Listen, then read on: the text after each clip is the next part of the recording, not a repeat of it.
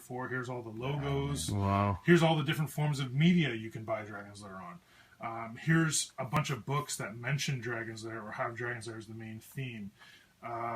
You know, even here I did a page on keeping score, so I have you try to guess which score screen this is from, like which version it's from, and the answers are down here.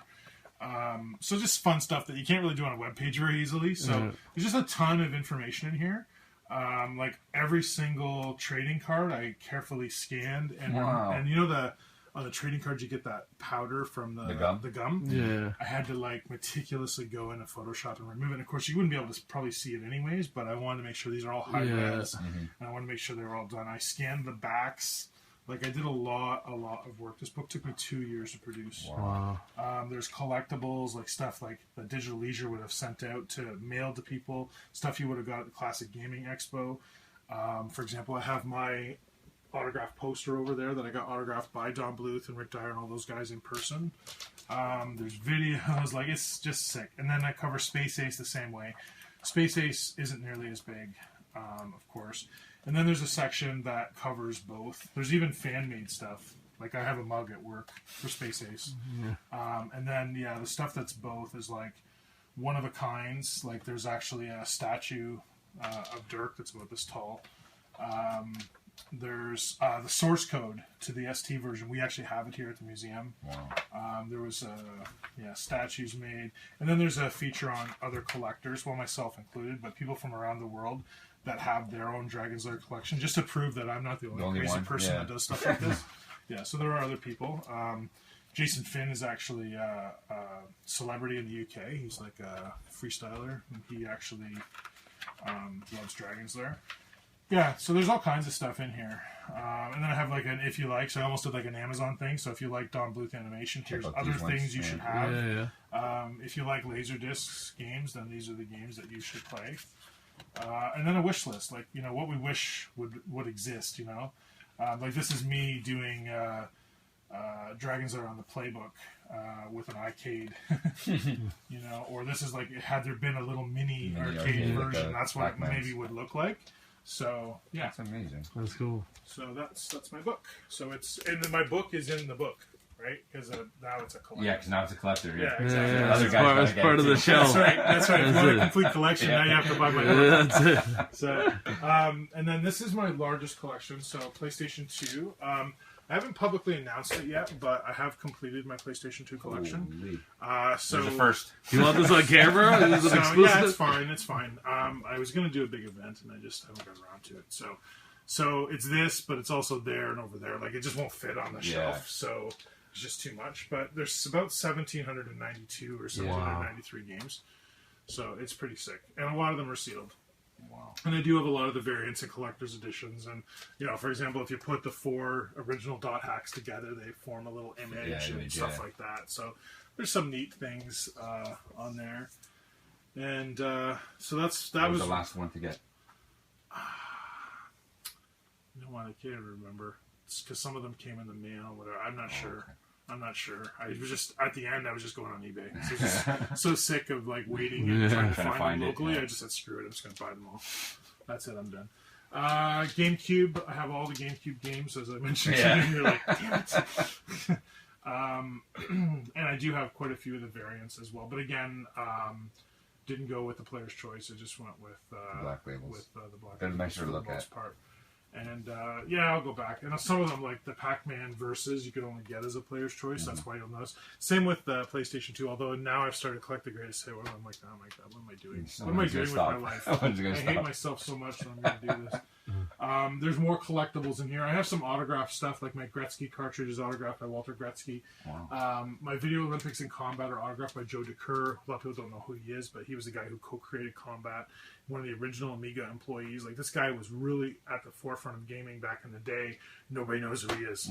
Like, because back in those days, Atari didn't recognize anybody. Yeah, they didn't. So, so that's kind of cool. And then, finally, it's not really a video game room, although it's kind of big number one. Wow.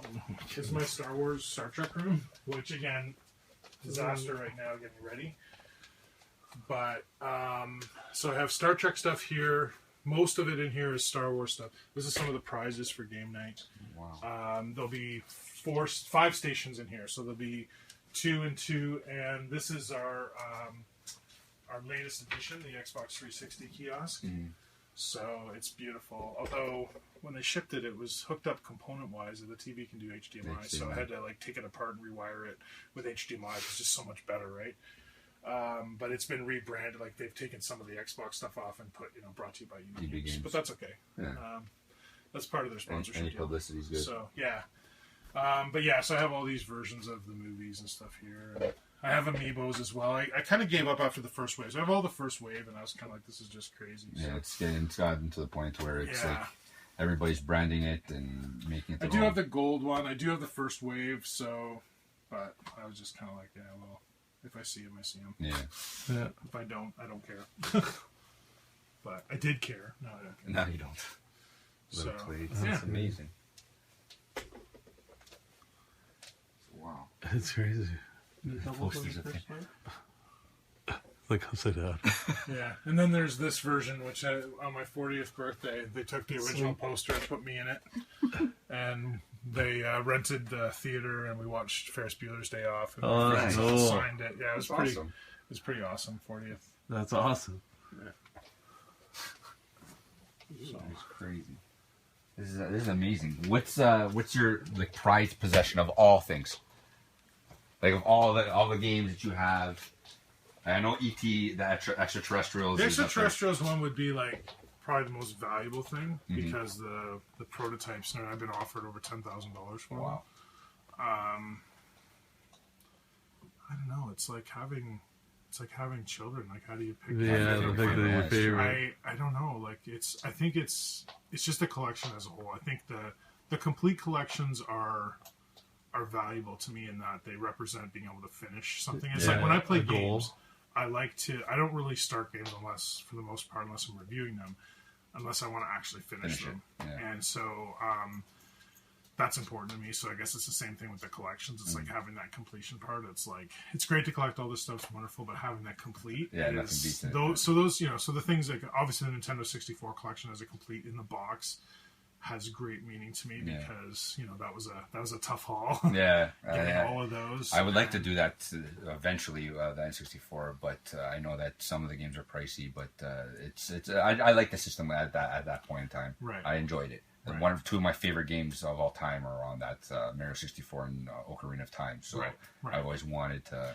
Yeah, and with Ocarina of Time, I usually cite that as my favorite game of all time, which is why I have like 5 copies of it. I have it like Collector's Edition, Gold. Regular, Player's Choice, then I have the European Edition, and I have the Japanese Edition.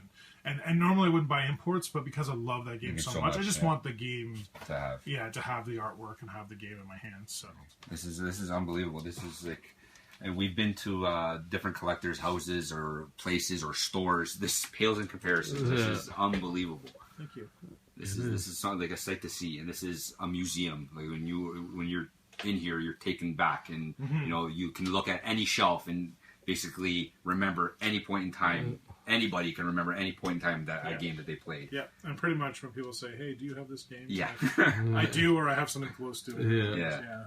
It's unbelievable. Like you can scan any shelf and see something that you've played, enjoyed, even 5 minutes at a friend's house you've played. This is unbelievable. It triggers your childhood. Okay.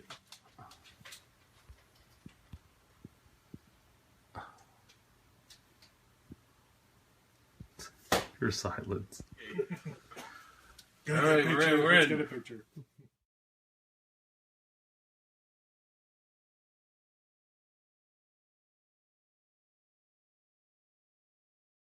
The intro? Go for it. No, I'm not a good intro person. We always have this debate at the beginning of our videos, back and forth.